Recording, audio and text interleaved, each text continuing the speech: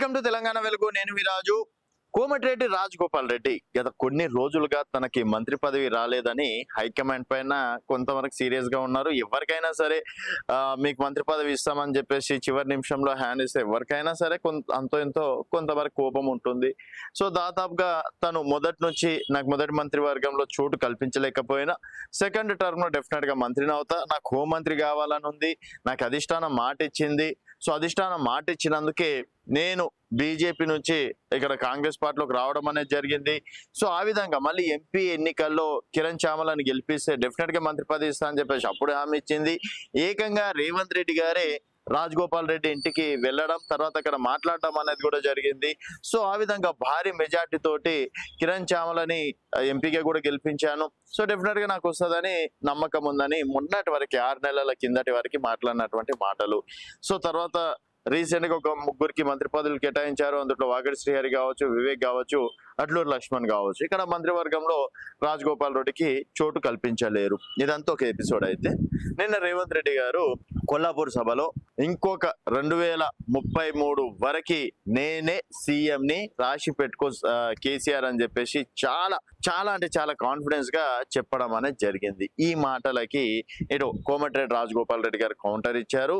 So Revanth Reddy గారు ఇది Congress party, ఇది వ్యక్తిగత పార్టీ కాదు, ప్రాంతీయ పార్టీ అసలే కాదు. సో కాంగ్రెస్ పార్టీ ప్రజాస్వామ్యంకి అనుగుణంగా పదవులు ఇస్తుంటది. సో ఇది కేవలం ఒక వ్యక్తి ఆ పార్టీని ఓన్ చేసుకోవాలి, నా పార్టీ లాగా తీర్చిదిద్దుకోవాలి, అంతా నాదే నడవాలి అని చెప్పేసి చేసుకోవాలంటే కార్యకర్తలు కావచ్చు, సీనియర్లు కావచ్చు, నాయకులు సహించరు.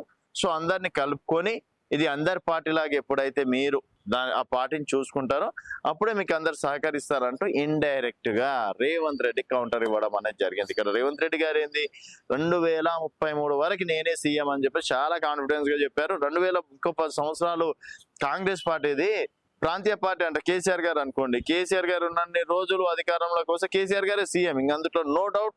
ఒకవేళ కేసీఆర్ కాదనుకుంటే ఆయన వ్యక్తిగతంగా ఎవరికైనా ఇవ్వాలనుకుంటే కేటీఆర్ కో, కవితకో, హరీష్ రావుకో, XYZ లీడర్లకు ఇవ్వచ్చు.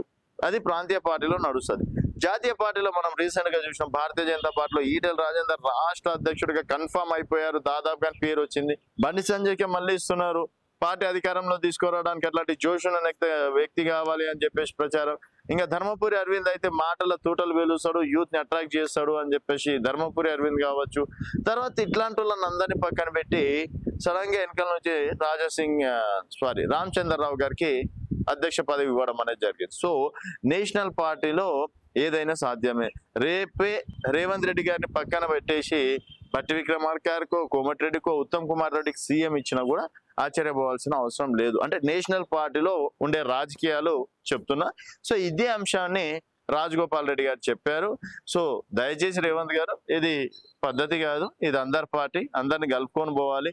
ప్రాంతీయ పార్టీ లాగా నేనే ఉంటా అంటే కుదరదు అని చెప్పేసి మరోసారి రాజగోపాల్ రెడ్డి వర్సెస్ రేవంత్ రెడ్డి లాగా మునుగోడు రాజకీయం, కాంగ్రెస్ రాజకీయం నడుస్తుందని చెప్పేసి కూడా చెప్పుకోవచ్చు. మరి రాజగోపాల్ రెడ్డి మాటలకి సపోర్ట్ చేసినారా, రేవంత్ రెడ్డి గారు చెప్పినట్టు 2023 వరకు తనే సీఎం ఉంటారా అనేది మీ అభిప్రాయాల కింద కామెంట్ రూపంలో తెలియజేయండి. చూస్తూనే ఉండండి తెలంగాణ వెలుగు.